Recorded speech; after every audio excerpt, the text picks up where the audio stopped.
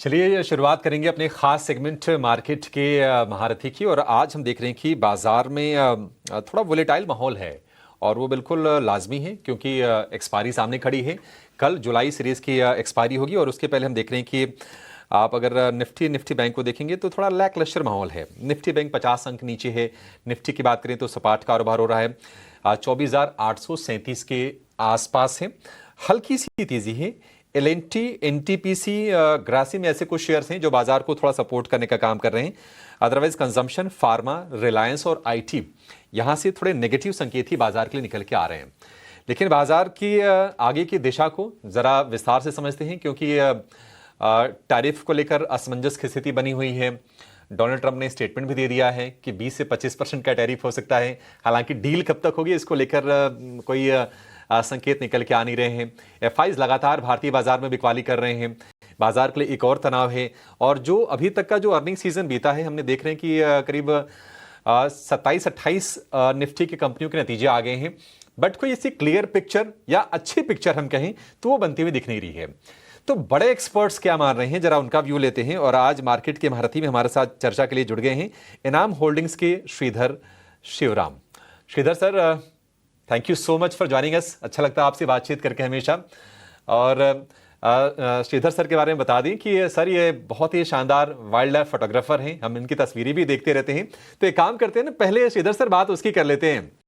ये बताइए कि मॉनसून चल रहा है और आपका पैशन है ट्रैवल करना, फोटोग्राफी करना, ऐसे जंगलों में जाना, तस्वीरें खींचना। आपने क्या इस पैशन को इस मॉनसून में भी जीवित रखा है? जरा ये बताइए पहले सर आप। नहीं, ट्रैवल प्लान तो मेरे हर महीने में रहते ही हैं। अभी मैं रिसेंटली गुजरात जाके आया हूँ, स्टैच्यू ऑफ यूनिटी देखने गया था। वहाँ पर बहुत ही अच्छा लगा। वो इकोसिस्टम जो उन्होंने बनाया है वहाँ पर, फ्रॉम नथिंग उन्होंने पूरा एक डैम के पास पूरा एक टूरिस्ट डेस्टिनेशन बनाया है। बहुत अच्छा लगा। और इसके बाद मैं कूर्ग भी जा रहा हूँ। तो जब भी चांस मिलता है थोड़ा बहुत मैं दूर दराज इलाके जाने की कोशिश करता हूँ। नहीं, बढ़िया है सर। अपने पैशन को, शौक को जीवित रखना चाहिए। मार्केट तो चलिए ठीक है, आपने मार्केट पर तो खैर आपकी एक्सपर्टीज है ही, बट अपनी जो शौक है उसको पूरे करते रहने चाहिए। Coming back to markets, Sridhar sir, थोड़ी सी ना बाजार में हम देख रहे हैं कि कॉशियस अप्रोच है। एफआईज बाजार से दूर हैं और बाजार को ना ट्रिगर नहीं मिल रहा है यहाँ से चलने के लिए। और कुछ कुछ अगर हम मैक्रो पिक्चर की बात करें, अगर हम ब्रॉडर अगर हम कुछ स्टैट्स की बात करें तो क्रूड ऊपर जा रहा है, सोने में हम थोड़ी सी उछाल देख रहे हैं। तो बाजार को लेकर यहां से आपका आउटलुक क्या बन रहा है? किस दिशा में जाएगा बाजार यहां से? तो पिछले एक साल से हमारी व्यू यही थी कि ये एक टाइम करेक्शन या एक प्राइस करेक्शन का मार्केट है, क्योंकि काफ़ी अनसर्टनटीज थी और हमारी जो मैक्रो भी थोड़ी वीक लग रही थी। कंजम्पशन थोड़ी स्लो हो रही थी और आरबीआई भी थोड़ी जो उनकी पॉलिसीज़, पिछले जो गवर्नर की पॉलिसीज़ थोड़ी टाइट थी। तो हमारा व्यू है कि और अभी पॉसिबली 3 से 6 महीने ऐसे ही चलेगा। अगर आप पिछले एक साल का आप आंकड़ा देखें तो निफ्टी ब्रॉडली फ्लैट चल रहा है। मिड कैप और स्मॉल कैप भी रफली उसी रेंज पे हैं। May be another 3 to 6 months के बाद ये शायद चेंज हो सकते हैं, क्योंकि आरबीआई गवर्नर भी अगर उनकी आप स्पीच देखें तो एक तो उन्होंने रेट्स को बहुत पॉजिटिवली लेके काटा है और आगे भी आउटलुक हो सकता है कि हमें और भी रेट कट्स मिले, तो इसके कारण थोड़ी ग्रोथ को पुश मिलेगी। तो हमारा व्यू यही है कि ये जो अनसर्टनटीज़ हैं अगले 3 से 6 महीने में शायद कम हो जाएंगी और अर्निंग्स भी सेकेंड हाफ में हम ऑप्टिमिस्टिक हैं कि अर्निंग्स जो है थोड़ी और स्ट्रांग रहेगी। पहले 6 महीने में ऑलरेडी हम ये क्वार्टर की जो अर्निंग्स हम जो देख रहे हैं वो काफ़ी म्यूटेड है। ये आई थिंक सेकेंड हाफ से इम्प्रूव होने के चांसेस बहुत बनते हैं। बिल्कुल, आशा ज़रूर रहेगी कि सेकेंड हाफ से जो है ओवरऑल अर्निंग्स पे जो है अच्छी मोमेंटम देखने मिले और क्लैरिटी भी आ जाए अगर डोमेस्टिक क्यूज़ की बात करें।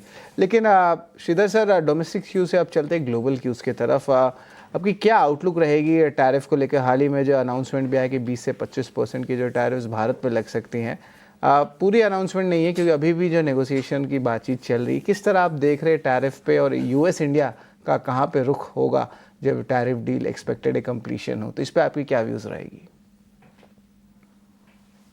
सो ब्रॉडली अगर मैं रेसिप्रोकल टैरिफ्स की बात करूं तो कॉन्सेप्चुअली ये बहुत फेयर पॉलिसी लगता है कि अगर हम जो टैरिफ दूसरे कंट्री को लगाते हैं तो यूएस हमें भी वही टैरिफ लगाएगा। लेकिन जब हम इसकी निटी-ग्रिटीज़ पे जाते हैं तो ऐसा लग रहा है कि यूएस जो है, वेदर आप अपनी जो टैरिफ है ज़ीरो करें कि नहीं, वो अपनी टैरिफ जो है 10 से 15% या 20% रखने ही वाले हैं। तो कॉन्सेप्चुअली ये रेसिप्रोकल टैरिफ नहीं रहा। तो इसमें क्या मोस्ट कंट्रीज़ अभी एडजस्ट करें। अगर सारी कंट्रीज़ को अगर 10 से 15% या मान लीजिए 20% टैरिफ्स है तो ये एक रीसेट हो जाएगा एंड देयर इज़ एक लेवल प्लेइंग फील्ड जिसको बोलते हैं वो आ जाएगी। ऐसा लग रहा है कि इवेंचुअली अभी तो 20 से 25% आएगा और बाद में जब इंडिया पूरा नेगोशिएशन करके अपना जो फाइनल डील अनाउंस करेगा तो हो सकता है कि ये 10 से 15 के आसपास जाके सेटल करे, which I think is digestible, is my broad view कि मार्केट इसको डाइजेस्ट करके आगे बढ़ जाएगी। अगर आप यूएस में भी देखें, ये जो टैरिफ्स, एवरेज टैरिफ्स उनकी जो है 2 से शायद ऑलमोस्ट 10 से 15% तक पहुंच गई है और अभी तक कोई वहाँ पे इन्फ्लेशन का कोई ऐसा एक बड़ा इसके कारण इम्पैक्ट नहीं दिखा है। तो द ब्रॉड व्यू अब जो आ रहा है कि ये मार्केट डाइजेस्ट करके आगे बढ़ जाएगी इसको लेके। ठीक है सर, उम्मीद करके चलेंगे कि 10 से 15% पर सहमति बने, अदरवाइज तो बाजार को थोड़ी निराशा तो होगी। आप जरा सेक्टर पर आते हैं सर, यहां से ना क्लियरली कोई सेक्टर मजबूत दिख रहा हो, अगर हम थोड़े शॉर्ट टर्म की बात करें तो वो आ नहीं रहा है। रेलवे की, डिफेंस में हमने देखे कि बहुत तेजी से चले थे, वहां पर प्रॉफिट टेकिंग आ गई। बैंकिंग थोड़ा सा ठिठक रहा है, कंजम्पशन में भी मामला बंटा हुआ है कि डिस्क्रिशनरी वाले थोड़े से चल रहे हैं और बाकी थोड़ा मामला ठंडा है। आईटी भी थोड़ा कम अट्रैक्टिव लग रहा है। आपके हिसाब से अगर किसी को सेक्टर चूज करना हो फिलहाल बाजार में, तो आप कहां पर बुलिश हैं? देखिए, large cap financials is something that हमें अच्छी लगती हैं, बट कीप इन माइंड कि अगले 2 क्वार्टर्स या 1 क्वार्टर तो चला गया, एक और क्वार्टर शायद थोड़ा सॉफ्ट हो सकता है। जैसे ऑलरेडी अनाउंस्ड है कि सेकेंड हाफ से सीआरआर की जो बेनिफिट्स है वो भी प्ले आउट होने लगेंगी और जो रेट कट के कारण जो उनके निम्स में इम्पैक्ट आई है वो भी सेकेंड हाफ से थोड़ी एडजस्ट होने लगेंगी, क्योंकि कॉस्ट ऑफ फंड्स जो है वो भी एडजस्ट हो जाती हैं सेकेंड हाफ से। तो लार्ज कैप बैंक्स इस सेक्टर दैट हम फोकस में रखे हैं। इसके अलावा फार्मास्यूटिकल कंपनीज, बट बहुत सेलेक्टिवली हमें अच्छी लगती है। ईएमएस कंपनीज जो इलेक्ट्रॉनिक मैन्युफैक्चरिंग है, उनकी अर्निंग्स बहुत स्ट्रॉन्ग आ रही हैं, सो ये दूसरी एक सेक्टर है। एंड पावर इक्विपमेंट है जो तीसरी या चौथी सेक्टर जो जिस पे हमने फोकस रखा है, जहाँ पे अर्निंग्स की बहुत स्ट्रॉन्ग गुंजाइश है। तो बिल्कुल pharma, banking, equipments, power segment की और इम्पोर्टेंटली ईएमएस सेक्टर्स पे जो है बुलिश नज़रिया बन रहा है। लेकिन एक तरफ श्रीराम सर, बेरिश नज़रिया कहाँ बन रहा है, जहाँ पे आपको लग रहा है कि अभी अवॉइड करें इन पॉकेट्स पे, या यहाँ पे अर्निंग्स भी अच्छी मोमेंटम नहीं आ रही है या सेक्टरल टेलविंड्स भी नहीं देखने मिल रहा है, तो ये कौन से सेक्टर्स रहेंगे जहाँ पे एक बेरिश नज़रिया बनता है?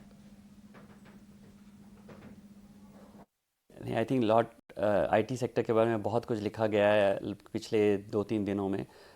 हम एक्चुअली, अगर आप पिछले इंटरव्यूज़ भी देखें, हम यही बोल रहे थे कि एआई से जो है इंडियन आईटी सेक्टर को काफ़ी इम्पैक्ट पड़ सकता है, स्पेशली क्योंकि 30% जो एम्प्लॉयज़ हैं इंडियन आईटी सेक्टर में वो 0 to 3 इयर्स के एक्सपीरियंस वाले हैं, और स्पेशली ये कोडिंग और डेटा एनालिटिक्स का जो लो एंड जॉब्स है, ये एआई डायरेक्टली इम्पैक्ट कर रहा है। और उसका इम्पैक्ट ऑलरेडी दिख रहा है कि कंपनीज़ जो है हायरिंग उन्होंने स्लो कर दी हैं, और कुछ बड़े कंपनियों ने एट्रिशन को रिप्लेस नहीं किया है, जिसके कारण उनके 5 से 6% की एम्प्लॉय काउंट भी घटी है। तो आई थिंक ये सेक्टर थोड़ा इनका टफ फेज़ मैं बोल सकता हूँ, अनलेस ये अपनी बिजनेस मॉडल थोड़ा चेंज नहीं करेंगे तो ये ऐसे ही चल सकता है। तो इसके लिए हम वो आईटी सेक्टर से थोड़ा दूर ही रहें इस समय। दूसरा, स्टेपल्स बहुत एक्सपेंसिव है, एफएमसीजी कंपनीज़, उनकी भी ग्रोथ नहीं आ रही है और उनकी वैल्यूएशंस बहुत हाई हैं। तो that is the other sector जहाँ पे अभी कोई ऐसा बुलिश व्यू नहीं है हमारा।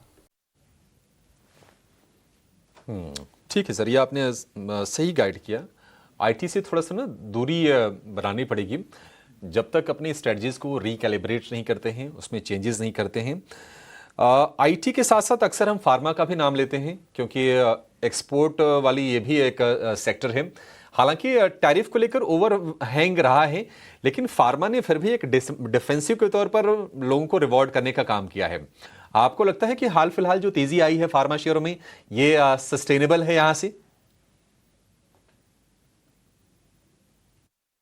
नहीं, ये इसमें मोमेंटम तो सस्टेन ज़रूर होगा, और स्पेशली अगर आप पूछें तो हम लोग जो है CDMO में काफ़ी बुलिश हैं, which is the contract research and manufacturing. इसमें काफ़ी अपॉर्चुनिटीज़ ओपन अप हो रही हैं।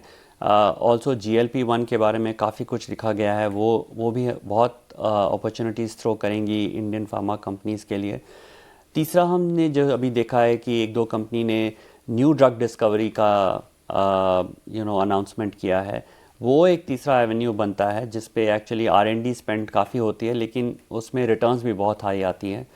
तो ये फार्मा एक्चुअली काफ़ी बॉटम अप सेक्टर अप्रोच है। यहाँ पे सेक्टर सारे स्टॉक्स के लिए एक वैल्यू नहीं दे सकते हैं।